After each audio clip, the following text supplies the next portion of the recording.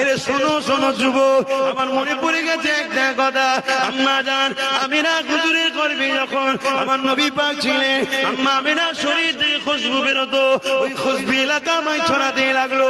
চারিদিক থেকে আওয়াজ আসতে লেগেছে, মহিলাদের মধ্যে কথা হতে লেগেছে, আরে আমিনা কি খুশবু মাকে, এত সুন্দর সেন, এত সুন্দর খুশবু কোথা থেকে আমিনা পাই? এই কানা খুশি হতে হতে হতে হতে একদিন আমিনাকে জিজ্ঞাসা করে, ও মা আমিনা, এই খুশবু তুমি কোথা থেকে পাও? এত সুন্দর খুশবু, এত বড় খুশবু, এত ভালো খুশবু কোথা থেকে তুমি পাও? আম্মা আমিনা বলেন, ওই সময় নিজের থুতু মুবারকটা ফেলে দিল। ফেলে দিবার পরে বলে, দেখো আমার শরীর থেকে শুধু খুশবু নয়, আমার থুতুতেও খুশবু। খুশবুটা আমিনার নয়, খুশবুটা হলো আমিনার পেটে যিনি আছে ওই মুহাম্মদ রাসূলের খুশবু।